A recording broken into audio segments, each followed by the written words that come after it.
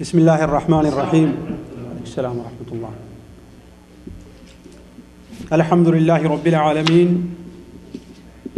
الرحمن الرحيم مالك يوم الدين، ونشهد أن لا إله إلا الله، ونشهد أن سيدنا ومولانا محمدا عبده ورسوله أرسله إلى الناس كافة بشيرا ونذيرا. أما بعد، فإن خير الحديث كتاب الله، وخير الهدي هدي محمد صلى الله عليه وسلم، وشر الأمور محدثاتها، وكل محدثة بدعة، وكل بدعة ضلالة، وكل ضلالة في النار. أعوذ بالله السميع العليم من الشيطان الرجيم. بسم الله الرحمن الرحيم. ومن يقتل مؤمنا متعمدا فجزاؤه جهنم خالدا فيها وغضب الله عليه ولعنه وأعد له عذابا عظيما. سبحانك لا علم لنا إلا ما علمتنا إنك أنت العليم الحكيم. رب اشرح لي صدري ويسر لي أمري واحلل عقدة من لساني يفقه قولي واحلل عقدة من لساني يفقه قولي. عزیز ساتھیوں اور دینی بھائیوں، اللہ تبارک و تعالی نے انسان کو اشرف المخلوقات بنایا ہے، لیکن یہ انسان اشرف المخلوقات کب بنے گا؟ یہ انسان اشرف المخلوقات کب شمار کیا جائے گا؟ جب اللہ تبارک و تعالیٰ کے احکام کی پابندی کرے گا تب، ورنہ یہی انسان جسے اللہ تعالیٰ نے اشرف المخلوقات بنایا ہے، فرشتوں کو انہیں سجدہ کرنے کا حکم دیا ہے، فرشتوں کو حکم دیا کہ وہ آدم علیہ السلام کو سجدہ کریں، یہی انسان اپنی شرافت کے باوجود سب سے بری مخلوق ہے. جیسا کہ قرآن مجید میں اللہ تعالیٰ ارشاد فرماتا ہے، ان الذین کفروا من اہل الکتاب والمشرکین فی نار جہنم خالدین فیہا اولئک هم شر البریہ. اہل کتاب میں سے جن لوگوں نے کفر کیا اور مشرکین جہنم میں ہمیشہ رہیں گے، اور یہی سب سے بری مخلوق ہیں، یہی سب سے بری مخلوق ہیں. والذین آمنوا وعملوا الصالحات اولئک هم خیر البریہ. اور جو لوگ ایمان لے آئے اور نیک عمل کیا، یہی لوگ کیا ہیں؟ سب سے بہتر مخلوق ہیں. ہے کہ نہیں ہے؟ تو گویا انسانوں میں مسلمان اور اللہ تبارک و تعالیٰ کے احکام کا پابند نبیوں اور رسولوں پر ایمان لانے والا اور ان کی پیروی کرنے والا ہی انسان کیا ہے؟ وہ سب سے بہتر مخلوق ہے. ورنہ یہی انسان جو ایمان اور عمل صالح کے ذریعے سب سے بہتر مخلوق بن سکتا ہے، انہی چیزوں کو چھوڑ دینے کے بعد سب سے بری مخلوق شمار ہوتا ہے. اور ظاہر بات ہے، ایمان لانے کے لیے دو چیزوں کی دو شرط ہے. یہ کیا ہے کہ جو نبی اس کے زمانے میں آیا ہے اس کے اوپر ایمان لے آئے اور اس کے بتائے ہوئے طریقے کے مطابق صرف اور صرف اللہ تبارک و تعالیٰ کی عبادت کرے. اور یہی معنی ہے ساتھیو، لا الہ الا اللہ محمد الرسول اللہ، لا الہ الا اللہ نوح رسول اللہ، لا الہ الا اللہ عیسیٰ رسول اللہ. یعنی ہم عبادت تو کریں گے کس کی؟ صرف اور صرف اللہ تبارک و تعالیٰ کی، لیکن اپنے من سے نہیں، اپنی خواہش سے نہیں، اپنی عقل اور سمجھ سے نہیں، بلکہ کیسے؟ جو طریقہ ہمیں اللہ کا نبی بتا رہا ہے اس کے مطابق ہم اللہ تعالیٰ کی عبادت کریں گے، اور اسی طریقے سے انسان مسلمان ہو جاتا ہے. جیسے اللہ تبارک و تعالی نے قرآن مجید میں عرب کے مشرکین سے متعلق فرمایا کہ فَإِن تَابُوا وَأَقَامُوا الصَّلَاةَ وَآتَوُا الزَّكَاةَ، کیا قاری صاحب اس بار فَإِخْوَانُكُمْ فِي الدِّينِ، اگر یہ لوگ شرک سے توبہ کر لیں، ہے نا، آپ کے ساتھ جو عناد کر رہے ہیں، آپ کے ساتھ جو کفر کر رہے ہیں، اس سے توبہ کر لیں، نماز پڑھیں اور زکوٰۃ دیں، تو وہ تمہارے کیا ہیں؟ دینی بھائی ہیں۔ فَإِن تَابُوا وَأَقَامُوا الصَّلَاةَ وَآتَوُا الزَّكَاةَ فَإِخْوَانُكُمْ فِي الدِّينِ، ہے کہ نہیں؟ تو گویا اسی چیز کے اقرار کا نام کیا ہے؟ ایمان اور اسلام ہے۔ اس کی تفصیل حدیث جبرائیل کے اندر بیان کی گئی ہے۔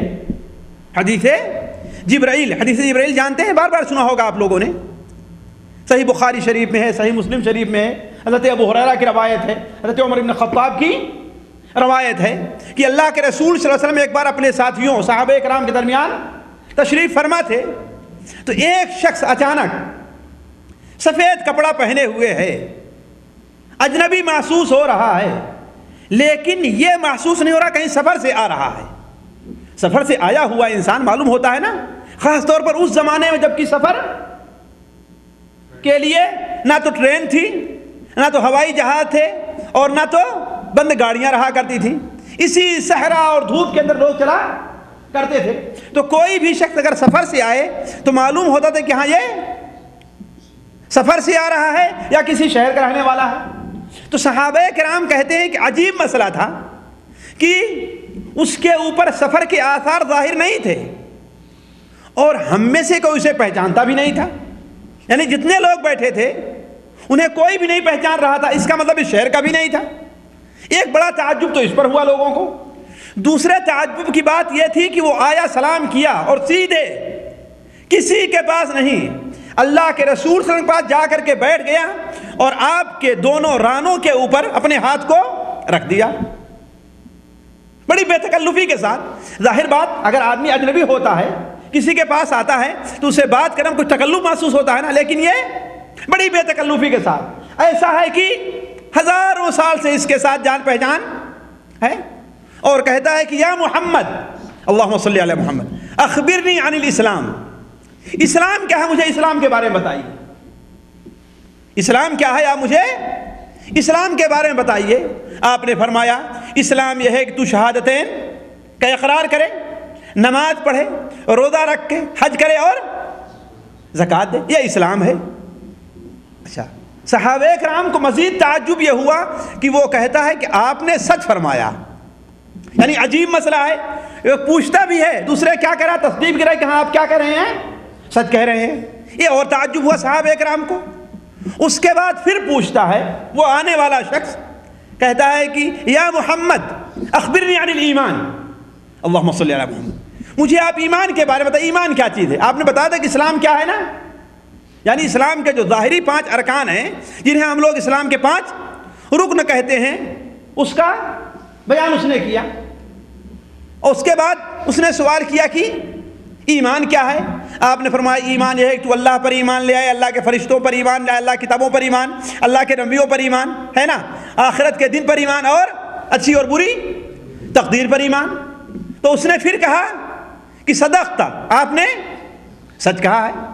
صحابہ کرام کو مزید تعجب ہوا کہ آدمی ایک پوچھتا ہے نا، اس کا مطلب سچ کہہ رہا ہے، کیا مطلب پہلے سے جانتا ہے وہ، یہ عجیب مسئلہ ہے۔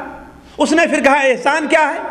آپ نے فرمایا احسان یہ ہے کہ تو اللہ کی ایسی بات کر، گویا اللہ تعالیٰ کو تو دیکھ رہا ہے، اگر اللہ کو تو دیکھ نہیں رہا تو گویا اللہ تجھ کو دیکھ رہا ہے۔ اس کے بعد قیامت سے متعلق یعنی ایک لمبی حدیث آپ لوگوں نے بار بار سنی ہوگی، اسے حدیث جبرائیل کہتے ہیں۔ کیوں حدیث جبرائیل کہتے ہیں؟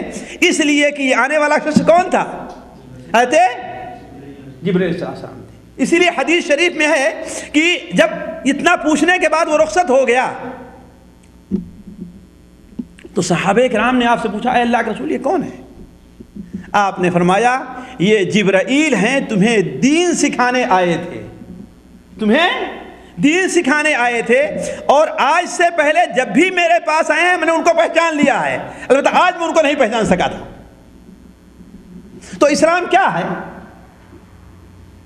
اسلام اسی چیز کے مجموعے کا نام ہے۔ ظاہری طور پر انسان 5 ارکان کا 5 ارکان کا اقرار کرے، اور باطنی طور پر انسان کس کا اقرار کرے؟ ایمان کے 6 رکنوں کا اقرار کرے۔ یہی چیز کیا ہے؟ اسلام ہے۔ اب اس کی متعدد شاخیں ہیں اور اس کے واجبات اور فرائض کیا ہے، ایک لمبی سی بحث ہے۔ تو گویا اسلام جو ہے یہ چیز ہے۔ اسی چیز کو اللہ کے رسول صلی اللہ علیہ وسلم نے ایک مسلمان ہونے کے لیے یہ بیان فرمایا ہے کہ صحیح بخاری شریف کو ہے کہ من صلی صلاتنا واکل ذبیحتنا واستقبل قبلتنا فذلك المسلم الذي له ذمۃ اللہ وذمۃ رسولہ۔ جو شخص ایمان لانے کے بعد ہماری طرح نماز پڑھے، ہماری طرح نماز پڑھے اور ہمارے قبلے کی طرف متوجہ ہو، یعنی اس کا قبلہ کیا ہونا چاہیے؟ ہمارا اب بیت اللہ شریف۔ اس لیے کہ اللہ کے رسول صلی اللہ علیہ وسلم کے مدینہ منورہ آنے کے 17 مہینے کے بعد مسلمانوں کا قبلہ کیا مقرر ہو گیا؟ خانہ کعبہ۔ اب اس کے علاوہ کسی دوسری طرف رک کر کے نماز پڑھی نہیں جا سکتی ہے نا۔ اور اکل ذبیحتنا، ہمارا ذبیحہ بھی کھائے، کہ ذبح کرنے والا کون ہے؟ مومن ہے۔ اگر اس بات کا اقرار کر لیتا ہے تو یہی وہ مسلمان ہے جس کے لیے اللہ اور اس کے رسول کی ذمہ داری ہے۔ گویا کیا مطلب ہے؟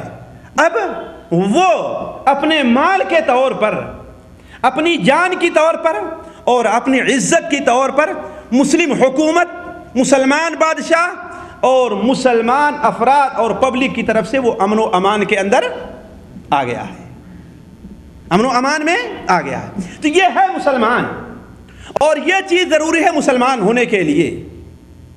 اس کے علاوہ دوسرے لوگ کتنے بھی نیک بن جائیں اپنے طور پر، کتنے بھی مالدار بن جائیں اپنے طور پر، کتنی ان کی تعداد ہی کیوں نہ ہو جائے، اگر اس بات کا اقرار نہیں کرتے ہیں تو ان کا شمار مسلمان میں نہیں ہے، اور اسلامی عقیدے کے مطابق قیامت کے دن ان کی نجات بھی ممکن نہیں ہے۔ جیسا کہ اللہ کے رسول صلی اللہ علیہ وسلم فرمان صحیح مسلم شریف وغیرہ میں ہے کہ اس ذات کی قسم جس کے قبضے میں میری جان ہے، اس امت کا کوئی بھی شخص، خواہ یہودی ہو یا نصرانی کوئی بھی ہو، اگر میرے بارے میں سن لیتا ہے اور پھر میرے اوپر اور میری لائی ہوئی تعلیم کے اوپر ایمان نہیں لے آتا تو وہ جہنمی ہے۔ تو وہ شخص کیا ہے؟ جہنمی ہے۔ یعنی تعداد کے لحاظ سے وہ زیادہ ہو، مال کے لحاظ سے زیادہ ہو، طاقت کے لحاظ سے، اپنی عبادت کے لحاظ سے زیادہ ہو، کوئی اس کی اللہ تعالیٰ کوئی پرواہ نہیں ہے۔ ضروری یہ ہے کہ اب اللہ کے رسول صلی اللہ علیہ وسلم کی آمد کے بعد ہر شخص آپ کی غلامی میں اور آپ کی اطاعت میں آ جائے، ورنہ نجات ممکن نہیں ہے۔ یہ ہے مسلمان، اور ان مسلمانوں کے اللہ تبارک و تعالیٰ نے آپس میں بڑے حقوق رکھے ہیں، اور یہی وہ مسلمان ہے جو اللہ تبارک و تعالی کا محبوب بندہ اور پیارا بندہ ہے، جس کے اوپر اللہ تبارک و تعالی کی ذمہ داری ہے۔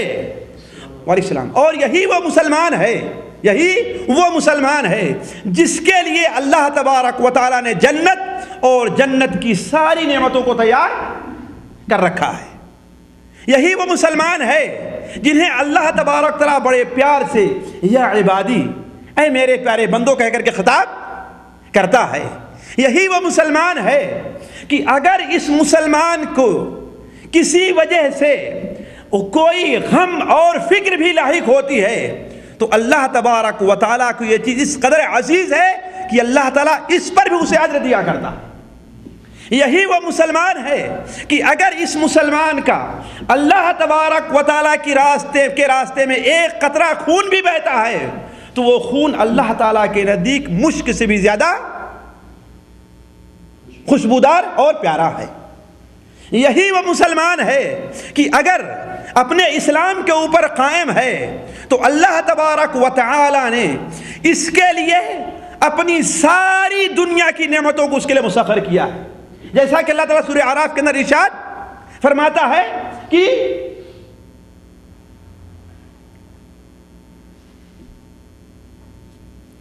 قل من حرم زینۃ اللہ التی اخرج لعباده والطیبات من الرزق، وہ زینتیں جو اللہ تعالیٰ نے نکالی ہیں اور پاک روزی، اس کو کون حرام کرنے والا ہے کہ نہیں؟ اس کے بعد کیا ہے خارجہ؟ قل ہی للذین آمنوا فی الحیات الدنیا، آپ کہہ دیجئے کہ یہ ساری نعمتیں کس کے لیے ہیں؟ اللہ نے کس کے لیے بنائی ہیں؟ کافروں کے لیے نہیں، منافقوں اور فاجروں کے لیے نہیں۔ البتہ یہ الگ مسئلہ ہے کہ اللہ تعالیٰ اپنی ربوبیت کے تقاضے کے طور پر انہیں بھی اس سے نوازتا ہے، لیکن ان کا استعمال ناجائز طور پر ہے۔ وہ جو استعمال کر رہے ہیں ان کا اس پر سخت حساب دینا ہوگا، اور مسلمانوں کے لیے ان نعمتوں کا استعمال جائز اور حلال ہے۔ مسلمانوں کے لیے ان نعمتوں کا استعمال جائز اور حلال ہے، کافروں کے لیے ان نعمتوں کا استعمال جائز نہیں ہے۔ کیوں؟ اس لیے کہ وہ بدبخت اللہ کی زمین پر رہتا ہے، اسی کا دیا ہوا پانی پی کر کے، اسی کی بنائی ہوئی ہوا کو لے کر کے وہ زندہ رہتا ہے، وہ بھی گن کس کا گاتا ہے؟ غیر اللہ کا گن گا رہا ہے۔ تو اللہ تبارک تعالیٰ کی یہ ساری نعمتیں اس کے لیے نہیں ہے، کس کے لیے ہیں؟ قل ہی للذین آمنوا، آپ کہہ دیے کہ نعمتیں کس کے لیے ہیں؟ اہل ایمان کے لیے ہیں، مومنوں کے لیے ہیں۔ تو یہ مسلمان اللہ تبارک و تعالی نے اس کے بہت زیادہ حقوق رکھے ہیں۔ انہی حقوق میں ایک بہت بڑا حق یہ ہے کہ اس مسلمان کا احترام اور اس کی تعظیم بھی کی جائے۔ جس چیز کو اللہ تبارک و تعالی نے متعدد اعتبار سے ہمیں سمجھانے کی کوشش کی ہے، ایک اسلوب تو اللہ نے یہ اختیار کیا کہ ایک مسلمان کو دوسرے مسلمان کا بھائی قرار دیا ہے۔ انما المؤمنون اخوہ، مسلمان آپس میں کیا ہیں؟ بھائی بھائی ہیں۔ اور یہ وہ قوت اس قدر پائیدار ہے، اس قدر مضبوط ہے کہ نہ اس دنیا میں منقطع ہو سکتی ہے اور نہ آخرت میں منقطع ہوگی۔ اس کے علاوہ ساری جتنی وہ قوت ہے وہ ساری کے ساری اس دنیا میں بھی وقت پڑنے پر منقطع ہو جاتی ہے اور آخرت میں۔ مثال کے طور پر اس دنیا میں کس طریقے سے منقطع ہوتی ہے؟ دو بھائی ہیں، ایک باپ کے ہیں، ایک مسلمان ہے اور دوسرا بھائی کافر ہے۔ اگر اس مسلمان کا انتقال ہو جاتا ہے تو کافر بھائی جو ہے اس کی میراث کا حقدار نہیں بن سکتا ہے کہ نہیں ہے؟ اور کافر کا اگر انتقال ہو جائے تو مسلمان اس کی میراث کا حقدار، یعنی اس کی وراثت، اس کی بھائی چارگی یہیں پر ختم ہو گئی۔ اور آخرت میں تو ظاہر بات ہے، یوم لا ينفع مال ولا بنون الا من اتى اللہ بقلب سلیم، ہے کہ نہیں؟ وہ دن ہوگا جس دن نہ تو کسی کا مال کام آئے گا اور نہ کسی کا بھائی، کسی کا مال نہ تو کسی کے اولاد، اور نہ ہی انسان اپنے بھائی کے کام آئے گا۔ جیسا کہ اللہ تعالیٰ سورہ عبس وتولى میں کیا فرماتا ہے؟ یوم یفر المرء من اخیہ، جس دن بھائی اپنے بھائی سے بھاگے گا، جس دن انسان اپنے بھائی سے بھاگے گا۔ کوئی بھائی خاندان کا ہے، ایک ماں باپ کے دونوں بیٹے ہیں، لیکن کوئی کسی کے کام آنے والا نہیں ہے۔ حتیٰ کہ بیوی اور شوہر کے درمیان جیسی محبت ہوتی ہے دنیا میں دو افراد میں کسی اور کے درمیان نہیں ہوتی، لیکن قیامت کے دن وہ بھی کسی کے کام آنے والے نہیں ہے۔ البتہ یہ دینی بھائی چارگی جو ہے وہ کیا ہے؟ وہ آخرت میں بھی کام آئے گی۔ الاخلاء یومئذ بعضهم لبعض عدو الا المتقین، دوست، دلی دوست، جگری دوست ایک دوسرے کے دشمن بن جائیں گے اس دن، مگر متقی لوگ وہاں بھی ایک دوسرے کے دوست رہیں گے۔ میں اس طرف نہیں جانا چاہتا، ایک لمبی بحث ہے کس طریقے سے وہاں پر ایک مسلمان دوسرے مسلمان کے کام آئے گا۔ میں صرف یہ کہنا چاہتا ہوں کہ ایک مسلمان کے دوسرے مسلمان کے اوپر حق ہیں، ان میں اس حق کو مضبوط کرنے کے لیے اللہ تبارک و تعالی نے ایک مسلمان کو دوسرے مسلمان کا بھائی قرار دیا ہے۔ اللہ کے رسول صلی اللہ علیہ وسلم نے اپنی متعدد حدیث میں، بخاری شریف میں ہے، مسلم شریف، سنن ابو داؤد، ترمذی، متعدد کتب حدیث میں ہے کہ المسلم اخو المسلم، مسلمان کیا ہے؟ مسلمان کا بھائی ہے۔ اور یہ بھائی چارگی کہ جو آپس میں حقوق ہیں ان میں متعدد حقوق اللہ تعالیٰ نے ایک دوسرے پر رکھے۔ بعض حقوق کا ذکر ہے، بعض حدیثوں میں ہے، بعض کا بعد میں ہے اور بعض کا بعد میں ہے۔ آج میں مسلمانوں کی ان حقوق کی تفصیل نہیں رکھنا چاہتا، ان میں سے میں صرف ایک حق کی طرف آپ کو لانا چاہتا ہوں. وہ حق کیا ہے کہ ایک مسلمان کے اوپر دوسرے مسلمان کا ایک حق یہ بھی ہے کہ وہ اس کا احترام اور تعظیم کرے. کیوں؟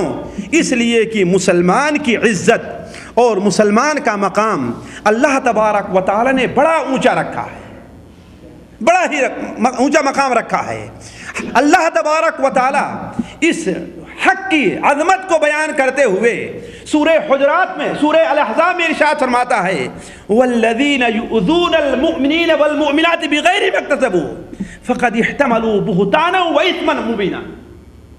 وہ لوگ جو مسلمان عورتوں کو یا مسلمان مردوں کو اور مسلمان عورتوں کو بغیر کسی وجہ کے تکلیف دیتے ہیں، انہیں یہ تکلیف دینا زبان کے ذریعے ہو، یہ تکلیف دینا صرف دیکھ کر کے ہو، یہ تکلیف دینا ہاتھ اور مال کے ذریعے ہو، کسی بھی ذریعے سے ہو، اگر کوئی شخص ایک مسلمان کو تکلیف دیتا ہے تو ایسا شخص کیا ہے؟ بہت بڑے گناہ کا مرتکب ہو رہا ہے. حتیٰ کہ یہ تکلیف اگر اپنے مسلمان بھائی کو اگر کوئی آدمی غصے سے دیکھ دے، ناراض ہو کر کے اس کی طرف نظر بھی کر لے اور مسلمان اس سے ناراض ہو جائے تو اسے بھی یہ عذاب ہونے والا ہے کہ اللہ تعالیٰ اس کے لیے دردناک عذاب تیار کر رکھا ہے. اسی چیز کو مزید واضح کرنے کے لیے اللہ کے رسول صلی اللہ علیہ وسلم حجۃ الوداع کے موقع پر مینا کے اندر آپ نے خطبہ دیا، اور آپ جانتے ہیں کہ اس وقت جتنے مسلمان ایک جگہ پر اکٹھا تھے اس سے پہلے عہد نبوی میں کبھی اتنے مسلمان ایک جگہ اکٹھا نہیں ہو سکے، کبھی نہیں ہو سکے. حضرت جابر بن عبداللہ بیان فرماتے ہیں کہ آپ صلی اللہ علیہ وسلم جب جا رہے تھے، حج کے لیے تشریف لے جا رہے تھے، آپ کے سامنے دیکھو تو لوگ ہی لوگ دکھائی دے رہے ہیں، آپ کے پیچھے دیکھو تو لوگ ہی لوگ دکھائی دے رہے ہیں، آپ کے دائیں دیکھو تو انسانی انسان ہیں، آپ کے بائیں دیکھو تو انسانی انسان ہیں. حتیٰ کہ بعض مورخین کا کہنا ہے کہ آپ کے ساتھ 1,00,000 سے زائد مسلمانوں نے، اس وقت 1,00,000 کی تعداد کوئی معمولی تعداد نہیں ہے، اس بھرے مجمع کے اندر آپ صلی اللہ علیہ وسلم نے خطبہ دیا اور آپ نے ارشاد فرمایا اے لوگو ای شہر ھذا. آپ نے اسلوب نبوی کے اوپر غور کریں. آپ نے فرمایا اے لوگو یہ کون سا مہینہ ہے؟ صحابہ کرام نے عرض کیا اللہ اور اس کے رسول بہتر جانتے ہیں. آپ خاموش ہو گئے. صحابہ کرام نے سمجھا کہ ہم تو اس مہینے کو ذوالحجہ کا مہینہ کہتے ہیں، شاید آپ اس کا کوئی دوسرا نام رکھنے والے ہیں. آپ نے فرمایا کیا یہ ذوالحجہ کا مہینہ نہیں ہے؟ یہ ذوالحجہ کا مہینہ نہیں ہے؟ صحابہ کرام نے کہا اے اللہ کے رسول یہ ذوالحجہ کا مہینہ ہے. آپ نے پھر بیان فرمایا یہ کون سا شہر ہے، یہ کون سا مدینہ ہے، کون سی سٹی ہے؟ صحابہ کرام نے پھر عرض کیا کہ اللہ اور اس کے رسول بہتر جانتے ہیں. آپ پھر چند سیکنڈ کے لیے خاموش ہوئے تو صحابہ کرام نے سمجھا کہ آپ اس شہر کا آپ کوئی دوسرا نام رکھنا چاہتے. اس طریقے سے مدینہ منورہ کا نام کیا تھا؟ یثرب تھا نا، آپ نے اس کا نام طیبہ رکھ دیا اور مدینۃ النبی کے نام سے وہ پکارا، یہ جانا اور پہچانا جانے لگا. تو صحابہ کرام نے سمجھا کہ شاید مکہ مکرمہ کا بھی کوئی دوسرا نام آپ رکھیں گے. آپ نے فرمایا کیا یہ اللہ تعالیٰ کا مبارک شہر نہیں ہے؟ کہا کہ ہاں ہے. آپ نے فرمایا پھر یہ کون سا دن ہے؟ صحابہ کرام نے پھر وہی جواب دیا کہ اللہ اور اس کے رسول بہتر جانتے ہیں. یہ حدیث بخاری شریف کے اندر ہے. یہ حدیث صحیح بخاری شریف میں حضرت ابو بکرہ کی روایت سے، مسلم شریف میں حضرت ابو بکرہ کی روایت سے، صحیح بخاری اور صحیح مسلم شریف میں. آپ نے فرمایا کیا یہ یوم النحر نہیں ہے؟ یوم النحر کون سا دن ہوتا ہے؟ جی 10ویں ذی الحجہ. یوم النحر کون سا دن ہے؟ 10ویں ذی الحجہ ہے، جس دن کنکڑی ماری جاتی ہے پہلے دن آ کر کے، ہے نا، اور تمام حاجی لوگ وہاں پر اکٹھا ہوتے ہیں. آپ نے فرمایا دیکھیے 3 چیزوں کا واسطہ دے کر کے، مبارک شہر کا، مبارک مہینے کا اور مبارک دن کا واسطہ دے کر کے آپ نے ارشاد فرمایا کہ سن لو فَإِنَّ دِمَاءَكُمْ وَأَمْوَالَكُمْ وَأَعْرَاضَكُمْ عَلَيْكُمْ حَرَامٌ كَحُرْمَةِ يَوْمِكُمْ هَذَا فِي بَلَدِكُمْ هَذَا فِي شَهْرِكُمْ هَذَا. سن لو اے لوگو، تمہارے خون، تمہارا مال اور تمہاری عزتیں، تینوں چیزوں کا ذکر کیا آپ نے کہ تمہارا خون، تمہارا مال اور تمہاری عزتیں تمہارے اوپر اسی طریقے سے حرام ہیں جس طریقے سے یہ مہینہ حرام ہے، یہ شہر حرمت والا ہے، یہ مہینہ حرمت والا ہے، یہ شہر حرمت والا ہے اور یہ دن حرمت والا ہے۔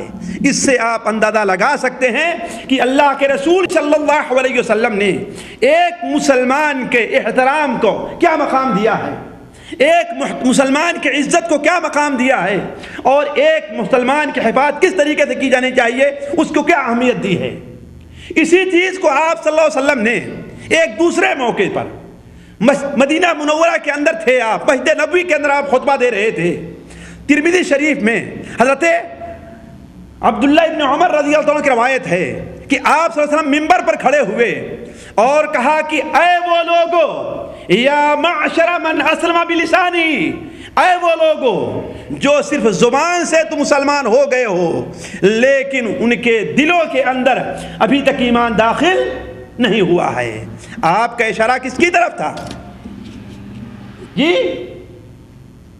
مدینہ منورہ کے منافقین کی طرف تھا، اس لیے کہ یہی وہ گروپ تو تھا نا جو زبان سے تو مسلمان ہوا تھا لیکن دل سے مسلمان نہیں ہوا تھا، اور یہی وہ گروپ تھا جو مسلمانوں کی چغلیاں، مسلمانوں کی غیبتیں اور مسلمانوں کی برائیاں کیا کرتا تھا۔ تو آپ نے کیا فرمایا؟ اے وہ لوگو جن کی زبان تو مسلمان ہو چکی ہے لیکن ان کے دل ابھی مسلمان نہیں ہوئے ہیں، آپ نے فرمایا لا تؤذوا المسلمین ولا تتبعوا عوراتہم، نہ تو مسلمانوں کو تکلیف دو اور نہ ان کے عیوب کے پیچھے پڑو، نہ ان کے عیوب کو ظاہر کرو۔ کیوں؟ اس لیے کہ جو شخص کسی مسلمان کے عیب کے پیچھے پڑے گا اللہ تبارک و تعالی اسے اس کے گھر میں رسوا کر دے گا۔ اور اس کے بعد حضرت عبداللہ ابن عمر رضی اللہ تعالیٰ عنہ خانہ کعبہ کا طواف کر رہے تھے، خانہ کعبہ کی طرف اشارہ کر کے دیکھا، ما اعظم حرمتک وما اعظم شانک والمؤمن اعظم حرمتا عند اللہ۔ اے کعبہ تو کتنا عظیم ہے، تو کتنا پیارا ہے، تیرا مقام اللہ تعالیٰ نے کتنا بڑا ہے، تیرا احترام کس قدر اللہ تعالیٰ نے رکھا ہے کہ اللہ تعالیٰ قرآن مجید میں ارشاد فرماتا ہے وَمَن يُرِدْ فِيهِ بِإِلْحَادٍ بِظُلْمٍ نُذِقْهُ مِنْ عَذَابٍ علیم۔ جو شخص خانہ کعبہ میں الحاد کا صرف ارادہ کرتا ہے، یہ نہیں کہ وہاں پر الحاد پھیلائے، صرف ارادہ کرتا ہے تو اسے ہم دردناک عذاب چکھائیں گے، یہ تیرا مقام ہے۔ لیکن یہ بھی سن لے کہ ایک مسلمان کا مقام تجھ سے کہیں بڑھ کر کے ہے۔ کعبہ اگرچہ ٹوٹا تو کیا جائے گا محشیک، کعبہ اگرچہ ٹوٹا تو کیا جائے گا محشیک، کچھ قصر دل نہیں جو بنایا نہ جائے گا۔ ایک مسلمان کا مقام اللہ تبارک و تعالیٰ کے نزدیک خانہ کعبہ کے احترام سے بھی بڑھ کر کے ہے۔ لیکن ساتھیوں بدقسمتی سے ان تمام تعلیمات کے باوجود، اللہ کے رسول صلی اللہ علیہ وسلم کے ان تمام فرمودات کے باوجود ہمارے یہاں بڑی ہی ڈھٹائی کے ساتھ اور بڑے ہی بلا جھجک ایک مسلمان کی توہین اور اس کی اہانت کی جاتی ہے۔ اس کے چند مظاہر میں آپ کے سامنے رکھتا ہوں کہ کس طریقے سے ایک مسلمان کو ہمارے یہاں اس کی جان کی، اس کے مال کی اور اس کے عزت کی کوئی اہمیت نہیں دی جاتی۔ میرا مقصد اس سے یہ نہیں ہے کہ آپ لوگ اس کے اندر ملوث ہیں، میرا مقصد اس سے یہ ہے کہ کم سے کم ہمیں اور آپ کو اس کے اوپر غصہ نہیں آتا، اور کم سے کم ہمیں اور آپ کو اس کا کیا تدارک کرنا چاہیے، اس کے لیے ہم کوئی کوشش نہیں کرتے۔ پہلی چیز جو سب سے عظیم ہے وہ ایک مومن اور ایک مسلمان کا قتل ہے۔ ایک مسلمان کا اور ایک مومن کا قتل اور خون بہہ جانا ہے، یہ اللہ تعالیٰ کے نزدیک کوئی معمولی گناہ نہیں ہے۔ واللہ قرآن مجید اٹھا کر کے دیکھ لیجئے، جس قدر اللہ تبارک و تعالیٰ نے تہدید اور دھمکی ایک مسلمان کے قتل کے اوپر دی ہے، کسی دوسرے گناہ کے اوپر نہیں دی ہے۔ سورہ نساء کے اندر اللہ تعالیٰ ارشاد فرماتا ہے وَمَن يَقْتُلْ مؤمنا متعمدا فجزاؤه جهنم خالدا فيها وغضب الله عليه ولعنه وأعد له عذابا عظيما۔ 5 قسم کے جرم عائد ہوتے ہیں اس کے اوپر۔ جو شخص جان بوجھ کر کسی مسلمان کو قتل کرتا ہے تو پہلی بات تو ہے کہ اللہ تعالیٰ نے اس کے ٹھکانہ کہاں رکھا ہے؟ جہنم رکھا ہے۔ اس جہنم میں وہ بہت دنوں تک رہے گا، ہمیشہ ہمیشہ رہے گا، اور اللہ تعالیٰ اس کے اوپر ناراض ہوتا ہے، اللہ تعالیٰ اسے ملعون قرار دیتا ہے، اور اللہ تعالیٰ نے اس کے لیے دردناک عذاب تیار کر رکھا ہے۔ یہ 5 قسم کی جرم، 5 قسم کی سزائیں اس شخص کے لیے اللہ نے تیار کر دی۔ کس کے لیے؟ جو ایک مومن کا ناجائز خون بہاتا ہے۔ لیکن اس کے باوجود دیکھیے آج خود اپنے کو مسلمان کہلانے والوں کے ہاتھ سے کس قدر مسلمان ناجائز طور پر قتل کیے جا رہے ہیں۔ ان کے خون کی ایک مسلمان کو اس کے نزدیک کوئی اہمیت نہیں رہ گئی ہے، جبکہ اللہ تبارک و تعالی ایک مسلمان کے خون کی وہ اہمیت دیتا ہے کہ اللہ کے رسول صلی اللہ علیہ وسلم ارشاد فرماتے ہیں، صحیح بخاری شریف میں حضرت عبداللہ ابن عمر سے روایت ہے کہ آپ نے بیان فرمایا لن یزال المؤمن فی فسحۃ من دینہ ما لم یصب دما حراما۔ ایک مومن اپنے دین کے بارے میں کشادگی پر رہتا ہے، اللہ اس کی توبہ قبول کرتا ہے، اللہ اس کی نیکیاں قبول کرتا ہے، اللہ اس کے گناہوں کو معاف کرتا ہے، بشرطے کہ وہ کسی حرام خون کا ارتکاب نہ کر لے۔ اگر وہ کسی مومن کو قتل کر دیتا ہے تو اللہ تعالیٰ اب نہ اس کی نیکیاں قبول کرتا ہے، نہ اس کے اعمال قبول کرتا ہے، اللہ تعالیٰ اس کے گناہوں کو معاف کرتا ہے، بلکہ اس سے بھی عظیم دھمکی اللہ کے رسول نے یہ دی ہے جو سنن نسائی وغیرہ میں مروی ہے کہ اللہ کے رسول صلی اللہ علیہ وسلم نے ارشاد فرمایا لزوال الدنیا اهون علی اللہ من قتل مؤمن بغیر حق۔ پوری دنیا کا تہس نہس ہو جانا یہ تو اللہ تعالیٰ کو گوارا ہے، لیکن ایک مسلمان کا ناجائز خون بہانا اللہ تعالیٰ گوارا نہیں ہے۔ ذرا سوچیں ایک مسلمان کے خون کے نام کیا اہمیت رکھی ہے کہ ساری دنیا تہس نہس ہو جائے، اپنی ساری نعمتوں کے ساتھ، سارے مال کے ساتھ، ساری تمام خوبیوں کے ساتھ برباد ہو جائے، اللہ تعالیٰ کو یہ تو قبول ہے، لیکن ایک مسلمان کا ناجائز خون بہایا جائے یہ اللہ تعالیٰ کو قبول نہیں ہے۔ ایک اور حدیث میں اللہ کے رسول صلی اللہ علیہ وسلم نے ارشاد فرمایا، سنن ترمذی میں حضرت ابو سعید خدری اور حضرت ابو ہریرہ سے مروی ہے کہ آپ نے بیان فرمایا اگر تمام آسمان والے اور تمام زمین کے لوگ ایک مسلمان کے قتل میں شریک ہو جائیں تو اللہ تعالیٰ ان تمام لوگوں کو عذاب دے گا۔ عرض کرنے کا مقصد ہے ساتھیوں، یہ پہلی چیز ہے مسلمان کے احترام سے متعلق جو ہمارے ہاں بڑی ہی بے دردی کے ساتھ اس کی مسلمان کی اس حق کو پامال کیا جا رہا ہے کہ مسلمان کی جان کی کوئی اہمیت ہمارے نزدیک یا ہمارے یہاں جو لوگ اس قسم کا کام کرتے ہیں ان کے نزدیک نہیں رہ گئی ہے۔ انہیں اللہ تعالیٰ سے یہ خوف تو کرنا چاہیے کہ ہاں اللہ تبارک و تعالیٰ ایسا نہ ہو کہ ہماری توبہ قبول نہ کرے، ایسا نہ ہو کہ اللہ تعالیٰ اسی دنیا کی طرح ہمیں رسوا کر کے رکھ دے۔ اور ساتھیوں ہم نے دیکھا ہے کہ جو آدمی کسی مسلمان کو قتل کر کے اور پھر اس پر خوش ہوتا ہے اللہ تبارک و تعالی اسے اس دنیا کے اندر امن اور سکون سے نہیں رہ دیتا ہے، چین سے اللہ تعالیٰ اسے نہیں رہنے دیتا۔ یہ وقت نہیں ہے کہ وہ مثالیں آپ کے سامنے میں پیش کروں، اس لیے کہ مجھے اور کچھ باتیں آپ کے لیے سامنے کرنی ہے۔ دوسری بات جس سے مسلمان کے حق کی پامالی ہو رہی ہے اور اس کی حرمت کو پامال کیا جا رہا ہے وہ یہ ہے مسلمان کو گالی دینا اور اس کے اوپر لعنت بھیجنا۔ اور شاید ہی کوئی ایسا شخص ہو جو اس سے بری ہو، جو مسلمان کو برا بھلا نہ کہتا ہو اپنے بھائی کو، اور مسلمان بھائی کو جو شخص عیبدار نہ قرار دیتا ہو اور اس کے اوپر لعنت نہ بھیجتا ہو۔ حالانکہ یہ چیز بھی اللہ تبارک و تعالیٰ کے نزدیک بہت بڑا جرم ہے۔ صحیح بخاری شریف میں اللہ کے رسول صلی اللہ علیہ وسلم فرمان ہے، عبداللہ بن مسعود روایت کرتے ہیں کہ سباب المسلم فسوق وقتالہ کفر، مسلمان کو گالی دینا بہت بڑا گناہ ہے، یہ فسق ہے، اور مسلمان سے لڑائی کرنا، قتال کرنا یہ کفر ہے۔ مسلمان سے ہتھیار لے کر لڑائی کرنا یہ تو کفر ہے، البتہ مسلمان کو زبان سے گالی دینا یہ کیا ہے؟ بہت بڑا جرم ہے، فسق ہے۔ حضرت ابو بکر صدیق رضی اللہ تعالیٰ سوچیں کون ہے؟ انبیاء کے بعد سب سے افضل ذات ہے۔ وہ ایک بار اپنے کسی غلام کو، عام آدمی کو نہیں، جسے اپنے پیسے سے خریدا تھا، جسے انہیں بیچ دینے کا حق حاصل تھا، اسے گالی دے رہے تھے، اس پر لعن طعن کر رہے تھے۔ اللہ کے رسول صلی اللہ علیہ وسلم نے سنا تو آپ نے کہا لعانین و صدیقین، یہ کیسے ہو سکتا ہے کہ صدیق بھی ہو اور لعن طعن بھی کرے؟ یہ کیسے ہو سکتا ہے؟ لیکن اس کا نتیجہ کیا نکلا؟ حضرت ابوبکر صدیق رضی اللہ تعالیٰ عنہ نے فوراً اپنی بات سے رکے، وہ واپس گئے اور جا کر کے اپنے غلام کو آزاد کر دیا، اور آزاد کر کے اللہ کے رسول کی خدمت میں حاضر ہوئے اور کہا اے اللہ کے رسول، آج سے میں کوئی ایسا کام نہیں کروں گا۔ یہ کب ہے؟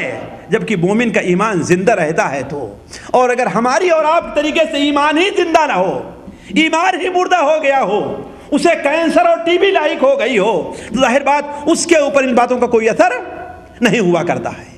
تو اللہ کے رسول صلی اللہ علیہ وسلم نے ایک مسلمان کو برا بھلا کہنا، ایک مسلمان کو گالی دینا، اب ظاہر بات ہے وہ ایمان میں جس قدر اونچے مقام پر فائز ہوگا، جس قدر اونچے مقام پر فائز ہوگا، اسے گالی دینا اور برا بھلا کہنا اتنا ہی اللہ تعالیٰ کو ناپسند ہوگا۔ مثال کے طور پر صحابہ کرام کو گالی دینا یہ کیا چیز ہے؟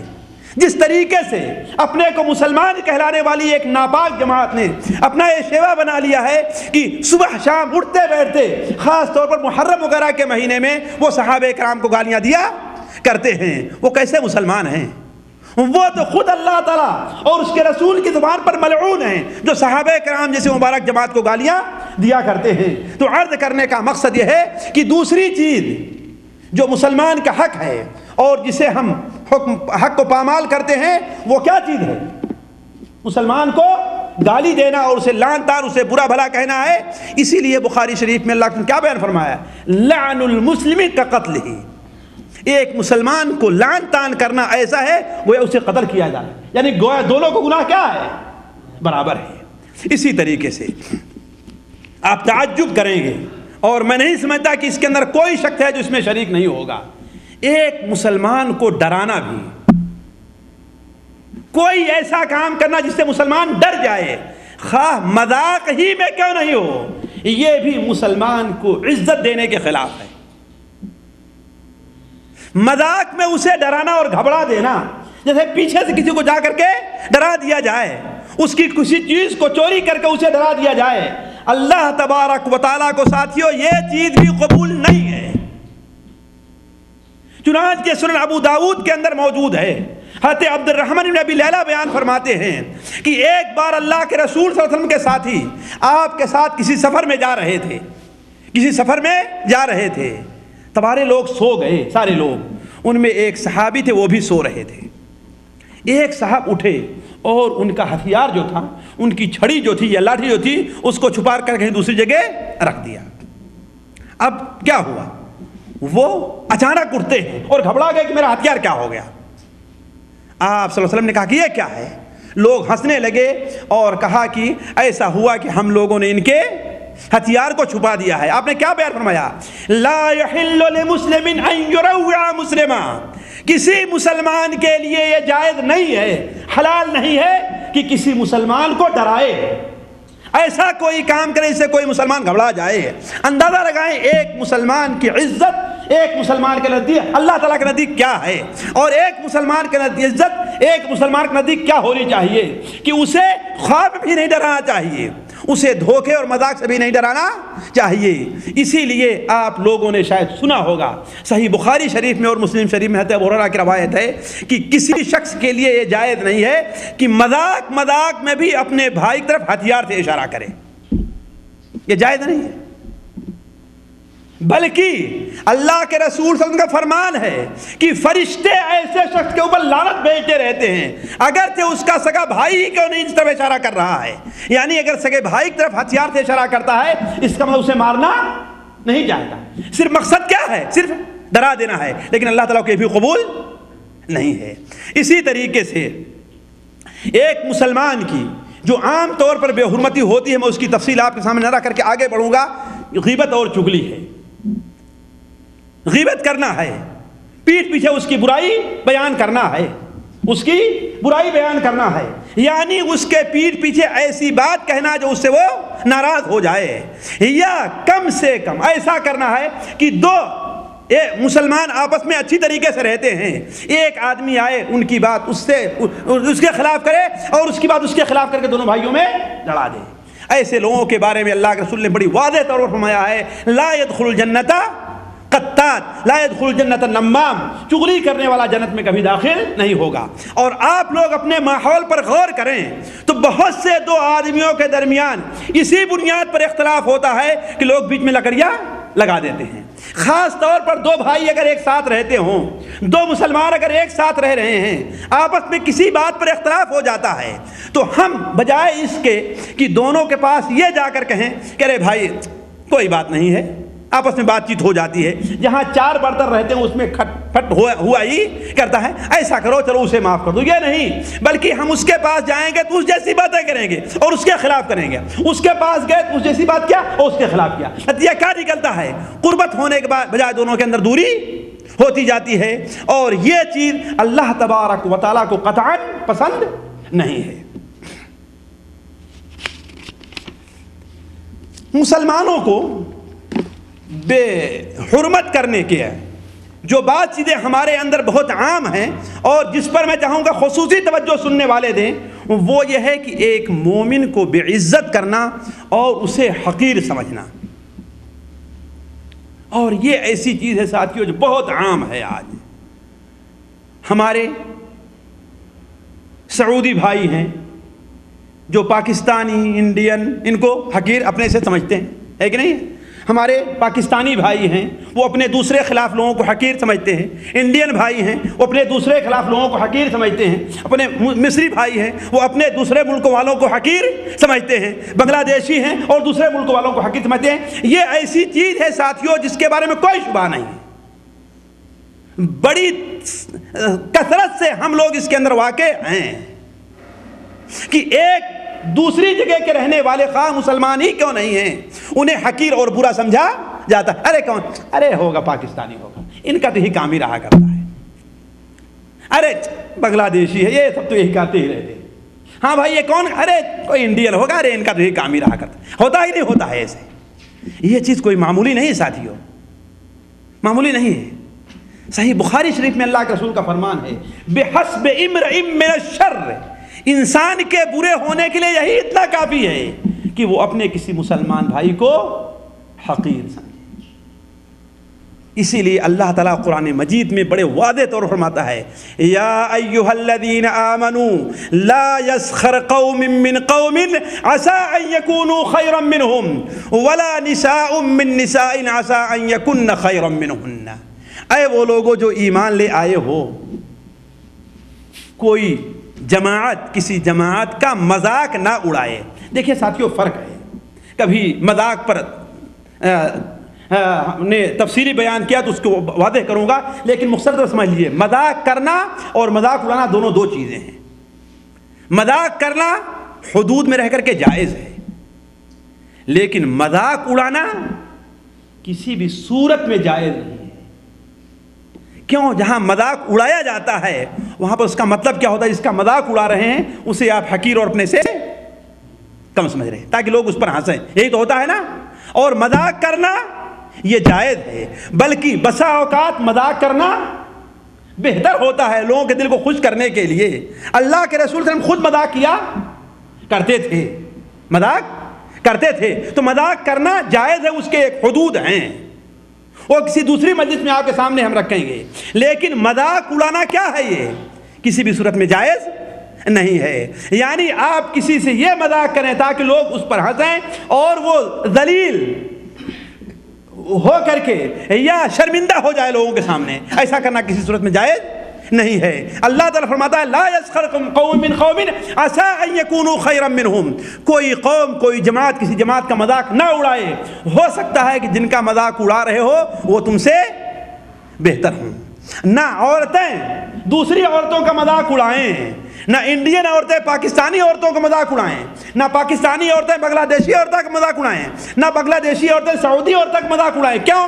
اس لیے تمہیں کیا معلوم کہ کون بہتر ہے اللہ تعالیٰ کے نزدیک؟ یہ تمہیں معلوم نہیں ہے۔ اسی چیز کو واضح کرتے ہوئے اللہ کے رسول صلی اللہ علیہ وسلم نے اس حدیث کو بڑی اندر جس میں بڑی تفصیل سے بیان کیا، ذرا آپ غور کریں گے، صحیح مسلم شریف بخاری شریف میں وہ روایت ہے، آپ نے فرمایا المسلم اخو المسلم، مسلمان کون ہے؟ ایک مسلمان کا بھائی ہے۔ اس لیے ایک مسلمان کے لیے جائز نہیں ہے کہ لا یظلمہ ولا یحقرہ ولا یخذلہ، مسلمان کسی مسلمان کے اوپر ظلم نہ کرے، ولا یحقرہ، اسے حقیر بھی نہ سمجھے، اسے رسوا بھی نہ کرے۔ اس کے بعد آپ صلی اللہ علیہ وسلم بیان فرمایا التقوی ہا ہنا، التقوی ہا ہنا، التقوی ہا ہنا، اے لوگو تقوی دل کے اندر ہوتا ہے، تقوی دل میں پایا جاتا ہے، تقوی دل میں پایا جاتا ہے۔ تمہیں کیا معلوم کہ جس کے اوپر تم ہنس رہے ہو، جس کے اوپر ظلم کر رہے ہو، جس کا مذاق اڑا رہے ہو، اللہ تعالیٰ کے نزدیک وہ تقوی میں تم سے اونچا ہو۔ وَإِنَّ أَكْرَمَكُمْ عِنْدَ اللَّهِ أَتْقَاكُمْ، اللہ تعالیٰ کے نزدیک تم میں سب سے زیادہ عزیز کون ہے؟ جو تم میں سب سے زیادہ متقی ہے۔ اللہ تعالیٰ ساتھیوں کسی کے گورے چہرے کو نہیں دیکھتا، اللہ تعالیٰ کسی کے اچھے کپڑے کو نہیں دیکھتا، اللہ تعالیٰ کسی کے اچھی نوکری کو نہیں دیکھتا، اللہ تعالیٰ کسی کے مال کو نہیں دیکھتا۔ کیا دیکھتا ہے اللہ تعالیٰ؟ خدا کے گھر کا غلاف کالا سیاہ رنگ بلال بھی ہے، خدا کے گھر کا غلاف کالا سیاہ رنگ بلال بھی ہے، خدا نہ دیکھے شکل کسی کی، عمل سے انسان جمال بھی ہے۔ جس کا عمل اچھا ہے اللہ تعالیٰ نے وہ خوبصورت ہے کہ نہیں ہے؟ اور جس کا عمل برا ہے اللہ تعالیٰ کے نزدیک وہ، ذرا سوچیے حضرت بلال حبشی دیکھنے میں کالے، خریدے ہوئے غلام، ایک وقت ایسا تھا کہ مکے کی گلیوں میں ان کے پیر اور ان کے گلے میں رسی باندھ کر کے ننگے پیٹ لٹا کر کے انہیں کھینچا جاتا تھا تپتی ہوئی ریت کے اندر، لیکن ایک وقت ایسا آیا ہے خانے کعبہ کی چھت پر چڑھ کر کے اذان دے رہے ہیں۔ یہ مقام کس نے دیا ہے انہیں؟ کس بنیاد پر دیا ہے؟ اسی تقوی کی بنیاد پر۔ اللہ کے رسول صلی اللہ علیہ وسلم خواب میں دیکھتے ہیں، اللہ کے رسول صلی اللہ علیہ وسلم خواب میں دیکھتے ہیں کہ جنت میں کسی کے چلنے کی آواز آ رہی ہے، جنت میں کسی کے چلنے کی آواز آ رہی ہے۔ آپ نے پوچھا کون ہے؟ پوچھا کہ یہ بلال ہیں جا رہے ہیں۔ آپ بیدار ہوئے، صبح کو آپ نے پوچھا اے بلال ذرا یہ تو بتاؤ تم کون سا نیک عمل کرتے ہو کہ اللہ تمہیں یہ مقام دیا ہے کہ ابھی تک قیامت نہیں قائم ہوئی لیکن اللہ تعالیٰ تمہارے چلنے کی آواز کو مجھے جنت میں سنا دیا ہے؟ وہ کون سا نیک عمل ہے؟ ذرا سوچئے یہ کس بنیاد پر تھا؟ تقوی کی بنیاد پر تھا۔ حضرت بلال نے ارشاد فرمایا اے اللہ کے رسول صلی اللہ علیہ وسلم، ایمان لانے کے بعد میں جس عمل کو اللہ تعالیٰ کے سب سے نزدیکی کا سبب سمجھتا ہوں یہ ہے کہ جب بھی مجھے حدث لاحق ہوئے، یعنی میرا وضو ٹوٹا ہے تو ہم نے وضو کیا ہے اور وضو کر کے 2 رکعت نماز اللہ تعالیٰ کے لیے پڑھ لی ہے۔ آپ نے فرمایا کہ اسی وجہ سے اللہ نے تمہارے مقام دیا ہے۔ تو عرض کرنے کا مقصد التقوی ہا ہونا، التقوی ہا ہونا، التقوی ہا ہونا۔ آپ نے بیان فرمایا کہ جس کو حقیر سمجھا تجھے کیا معلوم کہ وہ تقوی میں تم سے زیادہ ہو، اللہ تعالیٰ کے نزدیک تم سے زیادہ پیارا ہو۔ اس کے بعد آپ نے بیان فرمایا بحسب امرئ من الشر ان یحقر اخاہ المسلم، انسان کے برا ہونے کے لیے اگرچہ نمازی ہے، روزہ رکھتا ہے، حج کرتا ہے، صدقہ اور خیرات کرتا ہے، لیکن انسان کے برا ہونے کے لیے صرف یہی اتنا کافی ہے کہ وہ اپنے مسلمان بھائی کو اپنے سے حقیر اور کمتر درجے کا سمجھتا ہے۔ اس کے بعد آپ نے کیا بیان فرمایا؟ سن لو، کل المسلم علی المسلم حرام دمہ وعرضہ ومالہ، ہر مسلمان دوسرے مسلمان کے اوپر حرام ہے، اس کا خون بھی حرام ہے، اس کا مال بھی حرام ہے اور اس کی عزت بھی حرام ہے۔ اور بتایا تھا چلوں بنو اسرائیل کا ایک قصہ جسے پڑھ کر کے عبرت لینی چاہیے، اور کبھی اس حدیث کو بڑی تفصیل سے میں آپ کے سامنے رکھوں گا کہ اللہ کے رسول صلی اللہ علیہ وسلم نے ارشاد فرمایا کہ بنو اسرائیل میں 2 آدمی ایک ساتھ رہا کرتے تھے، سنن ابو داؤد میں، مسند احمد میں، صحیح ابن حبان وغیرہ میں، حتیٰ کہ مختصر طور پر صحیح مسلم شریف میں بھی یہ روایت ہے، ابو ہریرہ سے مروی ہے کہ ان میں سے ایک بڑے پرہیزگار بنتے تھے اور دوسرا عام تھا، اس سے گناہ سرزد ہوا کرتے تھے. برابر اس کو سمجھاتے رہیں لیکن وہ اپنی پرانی روش پر. ایک دن وہ بزرگ صاحب نکلے، کیا دیکھتے ہیں کہ وہ کوئی ایسا گناہ کام کر رہا ہے، ہو سکتا ہے اذان ہو گئی ہو اور نماز کے لیے وہ نہ جا رہا ہو، یا کوئی ایسا غلط کام کر رہا تھا. اس کو بڑے ناراض ہوئے اس کے اوپر. تو اس نے کہا کہ آپ غصہ کیوں ہوتے ہیں، آپ ناراض کیوں ہوتے ہیں؟ معاف کرنے والا اللہ تعالیٰ، آپ نہیں معاف کرنے والے ہیں. توفیق دینے والا اللہ ہے، آپ توفیق دینے والے نہیں. ان کو یہ جواب دینا بڑا برا لگ گیا. تو کیا کہتے ہیں؟ اللہ کی قسم تمہیں اللہ تعالیٰ کبھی بھی جنت میں داخل نہیں کرے گا، اللہ تعالیٰ تجھے کبھی بھی معاف نہیں کرے گا. یہ حکم لگا دیا کس کے اوپر؟ اللہ تعالیٰ کے اوپر. اللہ تعالیٰ نے دونوں کو وفات دیا اور دونوں کو اپنے سامنے حاضر کیا اور کہا کون ہے جو میرے اوپر قسم کھا رہا کہ میں فلاں کو معاف نہیں کروں گا؟ وہ اسے کیا حق بنتا ہے؟ حالانکہ اس نے اسے حقیر سمجھ کر کے نا، اپنے سے کمتر سمجھ کر کے اور برا سمجھ کر کے کہ جو کام کرا اسے کبھی نہیں معاف کرے گا. اللہ تعالیٰ نے کہا جا، ہم نے تیرے تمام اعمال کو برباد کر دیا اور اسے معاف کر کے ہم نے اسے جنت میں داخل کر دیا ہے. تو کہنے کا مطلب ہے کہ ساتھیوں، اپنے مسلمان بھائی کو اپنے سے حقیر نہیں سمجھنا چاہیے. اپنے سے کیوں؟ اس لیے کہ آپ جس کو حقیر سمجھ رہے ہیں اس کا مطلب یہ ہے کہ آپ اس سے بڑے بن رہے ہیں، اس سے بزرگ بن رہے ہیں، آپ اپنے کو اس سے بڑا ظاہر کر رہے ہیں. اور یہی چیز ہے جو اللہ تعالیٰ کو پسند نہیں ہے. اور یہی چیز کیا ہے؟ کبر ہے، گھمنڈ ہے، جس سے متعلق اللہ کے رسول صلی اللہ علیہ وسلم کے ارشاد ہے کہ جس کے دل کے اندر ذرہ برابر بھی کبر اور غرور رہے گا اللہ تعالیٰ اسے جنت میں داخل نہیں کرے گا. لوگ یہ سمجھتے ہیں کہ اچھے کپڑے پہن لینا اور اکڑ کے چلنا یہی کبر ہے. یہ کبر ہے اکڑ کر کے چلنا، گھمنڈ کرنا یہ کبر ہے. لیکن جو کبر اور تکبر کی سب سے بری اور سب سے گندی شکل ہے وہ کیا چیز ہے؟ بطر الحق کی وغمت الناس، حق کا انکار کرنا اور لوگوں کو اپنے سے حقیر سمجھنا. یعنی ایک شخص کوئی بات بیان کر رہا ہے، آپ سمجھ رہے ہیں کہ ہاں یہ حق ہے، لیکن صرف اس لیے ماننے کے لیے تیار نہیں ہوتے ہیں کہ ہاں بھائی ہماری جماعت کا آدمی یہ نہیں ہے. تب کہتے ہیں نا کہ ہم جانتے ہیں کہ ہاں بھائی مولوی مقصود صاحب ٹھیک ہے، لیکن یہ کیا ہماری جماعت والوں کے خلاف، ہمارے مولویوں کے خلاف وہ باتیں کرتے ہیں، اس لیے ہم ان کی بات نہیں مانتے. اور اسی الغات میں واللہ کتنے ایسے لوگ ہیں وہ اسی لیے اس مجلس میں نہیں آتے، اسی لیے ہماری بات سننے کے لیے تیار ہیں. کیوں؟ اس لیے کہ ان کے مولوی اور ان کی جماعت جو ہے وہ ہمارے خلاف ہے. وہ ان الکبر بطر الحق کی، حق کا انکار کر دینا ہے، حق بات کو قبول نہ کرنا ہے. وغمت الناس، اور لوگوں کو اپنے سے حقیر سمجھنا ہے کہ ہاں ہم سعودی ہیں، ہے نا، اس لیے ہم کیا ہیں؟ اعلیٰ مقام پر ہیں، اور دوسرے کیا ہیں؟ ہاں ہم پاکستانی ہیں اور وہ بنگلہ دیشی ہے، لہذا ہم سے کیا ہے؟ وہ نیچا ہے. ہم انڈین ہیں اور وہ افریقی ہے، لہذا ہم سے کیا ہے؟ وہ نیچا ہے. یہ سب سے بری گھمنڈ کی اور تکبر کی شکل ہے جس کے اندر واللہ اچھے اچھے مولوی اور پڑھے لکھے لوگ اس کے اندر مبتلا ہیں. سوچنا چاہیے، اپنا حساب لگانا چاہیے، اپنا محاسبہ کرنا چاہیے کہ یہ چیز ہمارے رب کو پسند ہے کہ نہیں پسند. اللہ تعالیٰ کبھی پسند نہیں ہے. تجھے کیا معلوم ہے کہ جس طریقے سے مکہ کے لوگ قریش خاندان سے تھے، ہاشم خاندان سے تھے، جس خاندان کو اللہ تبارک و تعالیٰ نے سب سے اونچا مقام دیا تھا، ہے کہ نہیں ہے؟ اور حضرت بلال غلام خاندان سے تھے. لیکن یہ بتائیے کہ ابو جہل و ابو لہب کا مقام اللہ تعالیٰ کا نزدیک بڑا ہے کہ حضرت بلال کا؟ لاکھوں اور کروڑوں ابو جہل اور ابو لہب مل کر کے بھی حضرت بلال کے مقام کو نہیں پہنچ سکتے ہیں، ہے کہ نہیں ہے؟ تو اللہ تعالیٰ کے نزدیک کیا ہے؟ خاندان کی کوئی اہمیت نہیں ہے. اہمیت کس بات کی ہے؟ نیک عمل کی ہے. یہ گھڑی محشر کی ہے، یہ گھڑی محشر کی ہے.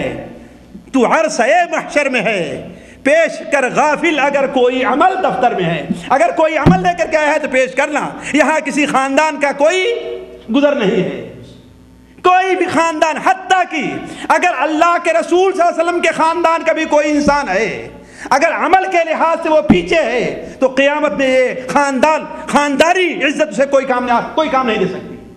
اسی لیے آپ صلی اللہ علیہ وسلم نے جب آپ کے اوپر یہ آیت نازل ہوئی وَأَنذِرْ عَشِيرَتَكَ الْأَقْرَبِينَ، اس کے بعد فَاصْدَعْ بِمَا تُؤْمَرُ وَأَعْرِضْ عَنِ الْجَاهِلِينَ، یہ آیت نازل ہوئی ہے تو آپ کوہ صفا پر کھڑے ہو کر کے آپ نے کیا کہا تھا؟ اے فاطمہ محمد کی بیٹی، اللہم صلی اللہ علیہ وسلم، اپنے آپ کو جہنم کی آگ سے بچاؤ، میں تمہارے کسی کام نہیں آ سکتا. اے محمد کی پھوپھی، اللہم صلی اللہ محمد، صفیہ، اپنے آپ کو جہنم کی آگ سے بچاؤ، میں تمہارے کسی کام نہیں آ سکتا. ہے کہ نہیں ہے؟ اپنے چچا کو خطاب کیا، اپنے خاندان والوں کو خطاب کیا. معلوم یہ ہوا کہ اللہ تعالیٰ کے نزدیک خاندان کی اہمیت نہیں ہے، ملک کی اہمیت نہیں ہے، نیشنلٹی اور شہریت کی اہمیت نہیں ہے. اہمیت کس بات کی ہے؟ دل کی تقوی کی ہے اور عمل کی ہے. صحیح مسلم شریف میں روایت ہے، ان اللہ لا ينظر الى صورکم والوانکم ولکن ينظر الى قلوبکم واعمالکم. اللہ تعالیٰ تمہاری صورتوں اور تمہارے رنگوں کو نہیں دیکھتا ہے، اللہ تعالیٰ تمہارے دلوں کو اور تمہارے اعمال کو دیکھتا ہے. جس کا عمل اچھا ہے، جو دل کے اندر تقویٰ رکھتا ہے، وہ اللہ تعالیٰ کے نزدیک پیارا اور عظیم ہے، اور جو ان دونوں سے دور ہے اللہ تعالیٰ کے نزدیک ذلیل تر انسان ہے. اسی طریقے سے ایک مسلمان کے بارے میں جو بڑی ہم سے کوتاہی ہوا کرتی ہے، ایک کوتاہی بدظنی کی ہے. بدظنی سمجھتے ہیں نا؟ یعنی کسی مسلمان کے بارے میں وہ خیال کر لے جس سے وہ انسان پاک اور بری ہے. یعنی ذرا اور واضح مثال سے لیجئے کہ آپ سے کسی مسلمان کا معمولی سا اختلاف ہو گیا، معمولی سا اختلاف ہو گیا. اب وہ شخص کسی اور کے پاس اٹھنے اور بیٹھنے لگا. اب اس کی وجہ سے آپ دوسرے بھائی کے بارے میں بھی آپ بدظن ہو جائیں کہ اس کا مطلب وہ بھی میرا مخالف ہے، اور وہ دونوں اس کا مطلب ہمارے خلاف کوئی چال چلنا چاہتے ہیں. یعنی یہی چیز بدظنی ہے کہ اپنے مسلمان بھائی کے بارے میں وہ گمان رکھا جائے جو آپ کے بارے میں وہ گمان نہیں رکھتا ہے. اور یہ ایسی برائی جو بہت عام ہے، حتیٰ کہ واللہ ہم نے بعد اچھے بزرگوں کو بھی دیکھا ہے جو اس کے اندر ملوث ہے.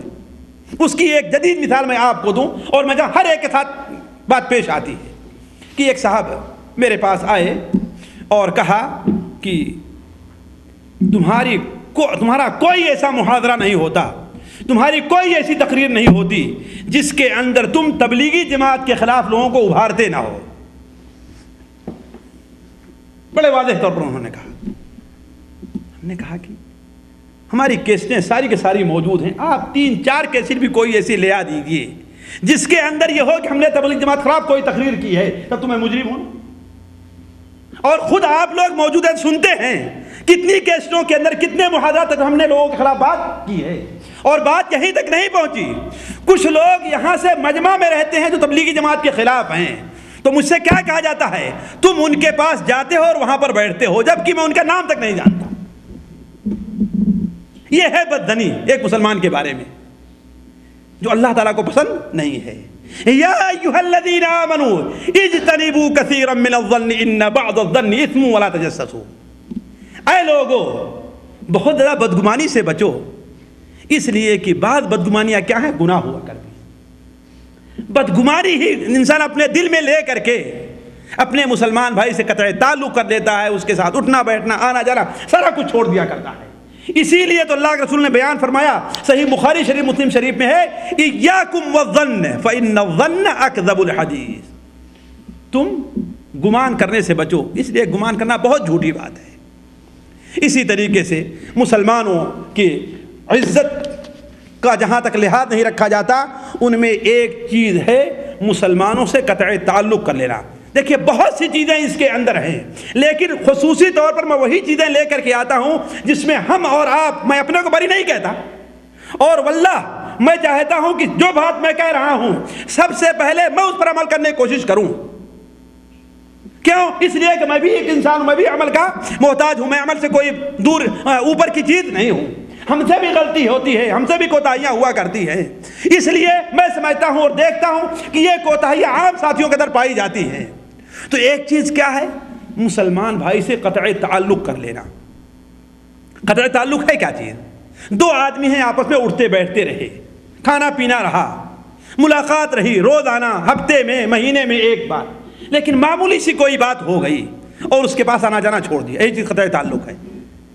دو مسلمان بھائی آپس میں کھاتے اور پیتے تھے، معمولی سا حساب کا معاملہ ہو گیا، حساب میں اختلاف عام طور پر ہو جاتا ہی نہیں ہو جاتا ہے، دونوں الگ الگ ہو گئے اور لوگوں سے ایک دوسرے سے ملنا جلنا بلکہ کھانا پینا سارا اپنا الگ کر لیا۔ یہی چیز کیا ہے؟ حجر المؤمن، مسلمان سے قطع تعلق کرنا ہے، جبکہ یہ چیز شریعت کی نظر میں جائز نہیں ہے۔ اللہ تبارک و تعالیٰ نے اسے بہت ناپسند کیا ہے۔ اللہ کے رسول صلی اللہ علیہ وسلم نے متعدد احادیث کے اندر اس کی بڑی برائی بیان کی ہے۔ چنانچہ صحیح بخاری شریف میں حضرت انس بن مالک کی ایک روایت ہے کہ آپ نے بیان فرمایا لا تقاطعوا، آپس میں ایک دوسرے سے قطع تعلق نہ کرو، ولا تدابروا، اور نہ ایک دوسرے سے منہ موڑو، ایک دوسرے سے منہ موڑو، ولا تباغضوا، اور نہ ایک دوسرے کا بغض اپنے دل کے اندر رکھو، ولا تحاسدوا، اور نہ ایک دوسرے سے حسد کرو، بلکہ وکونوا عباد اللہ اخوانا، اور اللہ تعالیٰ کے بندے سب کے سب ہو، بھائی بن کر کے رہو سب لوگ۔ جس طریقے سے ایک بھائی دوسرے بھائی کی عزت کرتا ہے، اس سے اپنا تعلق بنائے رکھتا ہے، اس سے حسد نہیں کرتا، اس طریقے سے تمہیں آپس میں ایک دوسرے کے ساتھ ہونا چاہیے۔ اور پھر آپ نے کیا بیان فرمایا؟ وَلَا يَحِلُّ لِمُسْلِمٍ أَن يَهْجُرَ أَخَاهُ فَوْقَ ثَلَاثٍ، کسی مسلمان کے لیے جائز نہیں ہے کہ اپنے مسلمان بھائی سے 3 دن سے زیادہ قطع تعلق کیے رہے۔ ناراضی ہو گئے تو بولنا بھی چھوڑ دیا، سال سال گزر جاتے ہیں، 2 سال گزر جاتے ہیں، کتنے دن گزر گئے، لیکن آپس میں تعلقات ٹوٹے ہوئے ہیں اور اس کو جوڑنے کی کوشش نہیں کی جاتی ہے۔ یہ قطعاً ساتھیوں جائز نہیں ہے، اور شریعت کی نگاہ میں اتنا بڑا جرم ہے، اتنا بڑا جرم ہے کہ ہفتے میں 2 ایسے دن ہوا کرتے ہیں، جیسے کہ صحیح مسلم شریف کی روایت ہے، 2 ایسے دن ہوا کرتے ہیں کہ بندوں کے نامہ اعمال اللہ تعالیٰ کے حضور پیش کیے جاتے ہیں، ہے نا؟ وہ کون سے 2 دن ہیں؟ سوموار کا دن اور جمعرات کا دن۔ اسی لیے ان 2 دن کا روزہ رکھنا سنت ہے۔ اللہ کے رسول صلی اللہ علیہ وسلم کثرت سے ان 2 دن کا روزہ رکھا کرتے تھے۔ آپ نے کیا بیان فرمایا؟ ہر یوم الاثنین کو، ہر یوم الخمیس کو اللہ تبارک و تعالیٰ کے حضور بندوں کے نامہ اعمال پیش کیے جاتے ہیں، اللہ تعالیٰ اپنے تمام مسلمان بندوں کو معاف کر دیتا ہے۔ صرف 2 قسم کے ایسے لوگ ہیں ان کی معافی نہیں ہوتی ہے۔ ذرا سوچیں کہیں ہم ان میں داخل نہیں ہیں۔ 2 ایسے لوگ ہیں کہ ان کی معافی نہیں ہوتی ہے۔ ایک شخص کون ہے؟ جو شرک کرتا ہے، شرک کے اندر مبتلا ہے۔ اسی لیے ساتھیوں ہمیشہ ہم کہتے ہیں شرک، اس کی صورتیں، ان کی قسموں کو ضروری طور پر سیکھنا چاہیے۔ ہم سے بڑی کوتاہی ہوتی ہے، ورنہ ہر مہینے میں کم سے کم 1-2 بار شرک اور توحید کا بیان لوگوں کے سامنے ہونا چاہیے۔ اور دوسرا کون ہے کہ اپنے بھائی کے ساتھ اختلاف کیے ہوئے ہیں۔ آپ فرماتے ہیں، اللہ تعالیٰ فرماتا ہے کہ ان دونوں کنارے کر دو، ان کے نامہ اعمال کو کنارے کر دو، یہاں تک کہ دونوں آپس میں صلح کر لیں۔ اگر صلح کر لیتے ہیں تو ان کے بھی گناہوں کو معاف کر دیا جاتا ہے۔ لیکن ساتھیوں اس سلسلے میں اس قدر کوتاہی پائی جاتی ہے کہ الامان الحفیظ۔ وجہ اس کی کیا ہے؟ ہمارا ایمان اور ہمارا دل زندہ نہیں ہے۔ اگر ہمارا ایمان اور دل زندہ ہو تو ہمارے ساتھ بھی وہی صورتحال پیش آئے گی جیسے کہ حضرت عائشہ حضرت عبداللہ ابن زبیر کے ساتھ پیش آئی تھی۔ امام بخاری رحمہ اللہ اپنی کتاب صحیح بخاری اور ادب المفرد میں نقل کرتے ہیں کہ ایک بار حضرت عبداللہ ابن زبیر رضی اللہ تعالیٰ عنہ نے حضرت عائشہ رضی اللہ تعالیٰ عنہ کو بہت سارا مال دیا۔ ظاہر بات ان کی خالہ تھی اور ماں کی طرح ان کی عزت کیا کرتے تھے۔ انہی کے نام پر اپنی کنیت ام عبداللہ رکھا تھا حضرت عائشہ رضی اللہ تعالیٰ عنہ نے، تو بڑے پیارے تھے، تو اس لیے انہیں دل کھول کر ان پر خرچ کیا کرتے تھے۔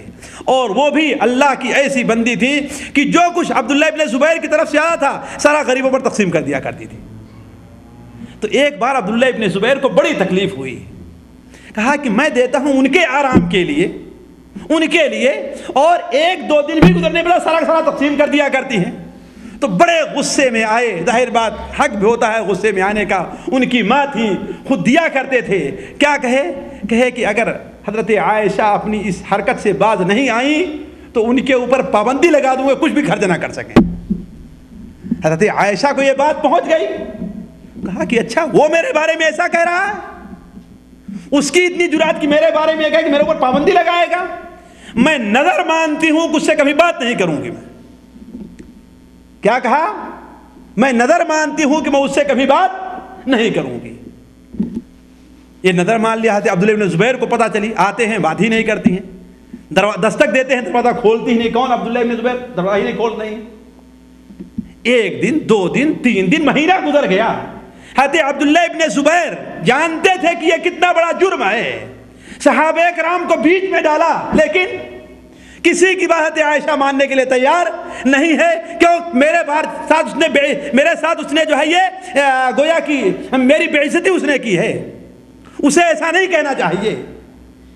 یہاں تک حضرت عبداللہ ابن زبیر نے 2 آدمیوں کو پکڑا، مسور ابن مخرمہ اور عبد الرحمن ابن عبد یغوث کو، اور کہا کہ آپ جانتے ہیں کہ ان کے لیے جائز نہیں کہ ہم سے ناراض ہوں۔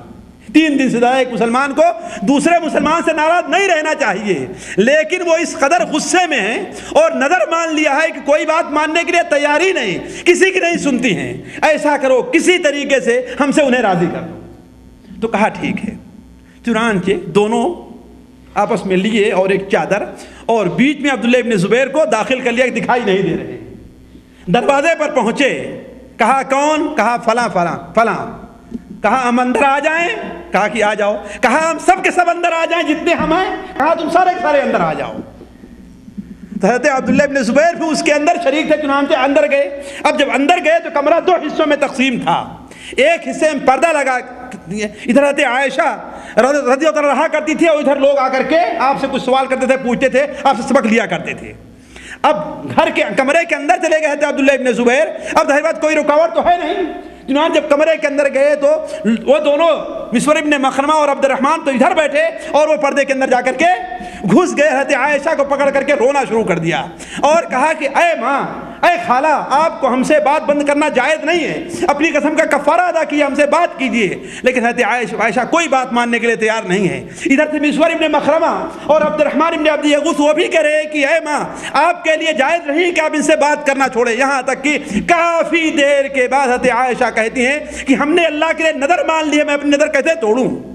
کہا نہیں، یہ نظر توڑنا آپ کے لیے جائز بلکہ واجب ہے، اس لیے کہ آپ نے ایک شخص سے قطع تعلق کی قسم کھائی ہے۔ چنانچہ کہتے ہیں حضرت عائشہ نے 40 غلام آزاد کیے ہیں اور اپنی قسم کو توڑ کر کے ان سے بات کرنا شروع کیا ہے۔ اور بعد میں ان کی کیفیت یہ تھی، راوی بیان کرتے ہیں کہ بعد میں اس واقعے کو جب یاد کرتی تھی کہ انہوں نے غلط قسم کھایا، ایک مسلمان سے قطع تعلق کی قسم نہیں کھانی چاہیے، وہ بھی اپنا بھانجا جو اپنے بیٹے کے طریقے سے ہے، کہا جب بھی بعد میں یہ قصہ ان کو یاد آیا کرتا تھا تو اس قدر روتی تھی کہ ان کا دوپٹہ تر ہو جایا کرتا تھا۔ تو عرض کرنے کا مقصد یہ ہے ساتھیوں کہ اگر ایمان زندہ رہتا ہے، اگر دل میں ایمان رہا کرتا ہے تو کسی بات کے اوپر اصرار نہیں، اپنی غلطی کا انسان اعتراف کر لیتا ہے۔ تو عرض کرنے کا مقصد یہ ہے کہ یہ بڑی کوتاہی ہے کہ ہم ایک مسلمان سے، اپنے بھائی سے ناراض ہوئے تو اس کے ساتھ قطع تعلق کر لیا کرتے ہیں۔ اسی طریقے سے ایک چیز جو بڑی عام پائی جاتی ہے خاص طور پر پیٹھ پیچھے، کہ برے القاب سے یاد کرنا۔ شاید ہی کوئی ہو جس کے 2 نام نہ پائے جاتے ہوں۔ ایک نام تو اس کا ہے جو پاسپورٹ اور اقامے کا ہے، اور ایک نام وہ ہے جو کسی کو بلانے کا ہے کہ نہیں ہے؟ لقب جانتے ہیں نا، کہ کسی کو لنگڑے سے، کسی کو لولے سے، کسی کو بزرگ سے، کسی کو صوفی صاحب سے، چڑھتا ہے تو صوفی صاحب کہنا شروع کر دیا ہے نا، آگے چاہے نہ کہیں لیکن پیٹھ پیچھے ضرور کہا کرتے ہیں، ہے کہ نہیں؟ ہمارے ہاں عام ہے یہ چیز، ہے کہ نہیں ہے؟ کسی کو مثال کے طور پر ہمارے ہاں ایک حاجی صاحب کو کریلا کہا جایا کرتا تھا، وہ کریلا سے اس قدر چڑھا کرتے ڈنڈے سے مارا کرتے تھے، کیوں؟ ان کو بڑا پسند آیا۔ ایک حاجی صاحب تھے کہ ہمارے ہاں ان کو رسگلہ کہا کرتے تھے، کیوں؟ اس لیے، اور رسگلہ اگر کہہ دیا تو ڈنڈے سے مارا کرتے تھے۔ کیوں رسگلہ کہا کرتے تھے؟ اس لیے کہ ایک بار 4 6 8 10 آدمی اکٹھا ہوئے، یہ بدماشی ہے، نہیں ہونا چاہیے، تو آپس میں ہوا کہ ہاں بھائی آج مٹھائی کھانی ہے، آج مٹھائی کھانی ہے۔ تو سب ایک طرف تھے اور حاجی صاحب تھے، نہیں میں تو رسگلہ ہی کھاؤں گا۔ تو کہا ٹھیک ہے، سب کے لیے دوسری مٹھائی آتی ہے اور آپ کے لیے رسگلہ ہوگا۔ کیا ہے کہ ہمارے ہاں موائمہ قصبہ ہے، اس میں روز آنا اونٹ جو ہے جایا کرتے تھے سامان لے کر کے، تو اونٹ کی بیگنے سے گول ہوتی ہے، بدماش لوگ گئے اور کیا کیا کہ حلوائی کی دکان سے شیرہ لیا اور اس میں اونٹ کی جو بیگنیاں ہوتی ہیں وہ ڈال کر کے لا کر کے حاجی صاحب کو دے دیا، وہ کھا رہے ہیں اور اپنے دوسری مٹھائیاں کھا رہے ہیں۔ تو اب حاجی صاحب بعد میں ان کو محسوس ہوا کہ اچھا نہیں لگ رہا ہے، کیا ہے آپ سب ہنسنا شروع کر دیا۔ تو اس کے بعد انہیں رسگلہ کہنا شروع کر دیا، یعنی ان کا لقب کیا رکھ دیا، رسگلہ، تو اس سے بہت چڑھا کرتے تھے۔ تو اس طریقے سے ہمارے یہاں مختلف وجوہات ہوتی ہے کہ ایسے غلط نام رکھے جاتے ہیں۔ یہی چیز کیا ہے، القاب ہے۔ اسی کو قرآن مجید میں وَلَا تَنَابَزُوا بِالْأَلْقَابِ، وَلَا تَنَابَزُوا بِالْأَلْقَابِ، اے لوگوں کو القاب سے، غلط القاب سے، لقب سے یاد نہ کیا کرو جو اس کو پسند ہے۔ ایک صحابی بیان فرماتے ہیں کہ ہمارے خاص ابو جبیرہ ان کا نام ہے، مسند احمد میں ان کی روایت ہے، امام ابن کثیر رحمہ اللہ اپنی کتاب تفسیر ابن کثیر میں بھی نقل کرتے ہیں کہ وہ اللہ کے رسول جب تشریف لے آئے مدینہ منورہ تو کہا ہم میں سے کوئی شخص ایسا نہیں تھا جس کے 2-3 نام نہ ہوں، جس کے 2-3 نام نہ ہوں۔ ایک نام تو اس کا اصلی رہا کرتا تھا اور دوسرا نام کسی دوسری بنیاد پر رکھ لیا جاتا تھا۔ تو آپ کسی کا کوئی نام لے کر کے پکارے ہیں تو لوگ کہیں کہ اللہ کے رسول اس کو یہ نام پسند نہیں ہے جو آپ نام لے کے پکار رہے ہیں، آپ کو کیا معلوم تھا، اس لیے کہ آپ تو نئے نئے آئے تھے۔ تو اس پر قرآن مجید کی آیت نازل ہوئی وَلَا تَنَابَزُوا بِالْأَلْقَابِ، اے لوگوں اپنے ساتھی کو لقب سے پکارا نہ کرو۔ اسی طریقے سے جو عام برائی ہمارے ہاں پائی جاتی ہے ساتھیوں، اسی پر اپنی بات کو ختم کرتا ہوں، یہ ہے کہ خیانت کرنا۔ خیانت کرنا عام طور پر ہم جانتے ہیں کہ خیانت کیا چیز ہے، لیکن خیانت کا ہم بڑا محدود مفہوم لیتے ہیں، بڑا ہی محدود مفہوم لیا کرتے ہیں۔ خیانت کی امانت کی ادائیگی کا اور خیانت نہ کرنے کا اللہ تبارک و تعالیٰ ہمیں قرآن مجید میں حکم دیا ہے کہ نہیں؟ ان اللہ یأمرکم ان تؤدوا الامانات الی اہلہا، اللہ تمہیں حکم دیتا ہے کہ امانات جو ہیں کیا ہیں ان کے اہل تک پہنچا دو، یعنی جس کی امانت ہے اسے دے دو۔ اللہ کے رسول صلی اللہ علیہ وسلم ہر خطبے کے اندر ہے، جیسا کہ حدیث شریف کے اندر آتا ہے مسند احمد وغیرہ میں کہ شاید ہی کبھی آپ خطبہ دیتے ہوں کہ آپ یہ نہ کہتے ہوں کہ لا ایمان لمن لا امانت لہ ولا دین لمن لا عہد لہ، جو امانت نہیں ادا کرتا وہ مومن نہیں ہے، اور جو وعدے کو پورا نہیں کرتا ہے اس کا کوئی دین نہیں ہے۔ تو امانت ادا کرنا ساتھیوں بڑی اہم چیز ہے۔ اللہ کے رسول صلی اللہ علیہ وسلم نے بیان فرمایا ہے کہ منافق کی کتنی نشانیاں ہیں، 4 ہیں، ان میں آپ 3 ہیں، ان میں آپ نے کیا بیان فرمایا کہ جب امانت رکھی جائے تو وہ خیانت سے کام لے، اور وعدہ کرے تو وعدے کو پورا نہ کرے۔ اس لیے امانت ساتھیوں بڑی اہم چیز ہے، لیکن امانت کو بڑے محدود مفہوم میں لیا گیا ہے۔ حضرت عبداللہ ابن مسعود کا ایک قول اس کی مزید وضاحت کرتا ہے کہ کس طریقے سے امانت کا معنی وسیع ہے۔ آپ نے بیان فرمایا کہ اللہ تعالیٰ کے راستے میں قتل ہو جانا، شعب الایمان، بحقی کی شعب الایمان میں یہ حدیث اثر صحیح سند سے مروی ہے کہ قتل اللہ تعالیٰ کے راستے میں شہید ہو جانا تمام گناہوں کا کفارہ ہے، صرف امانت ہے جس کا کفارہ نہیں ہوگا، امانت ہے جس کا کفارہ نہیں ہوگا۔ وہ بیان فرماتے ہیں کہ جب انسان اللہ تعالیٰ کے حضور پیش ہوگا تو اللہ تعالیٰ فرمائے گا کہ ان کی امانتوں کو ادا کرو، ان کی امانتیں ادا کرو۔ وہ کہے گا اے اللہ کے رسول صلی اللہ علیہ وسلم اب امانت کہاں رہ گئی، دنیا تو ختم ہو گئی ہے، آپ نے کہا نہیں جاؤ ڈھونڈو، اللہ تعالیٰ فرمائے گا کہاں ہے، لا کر کے اسے ادا کرو۔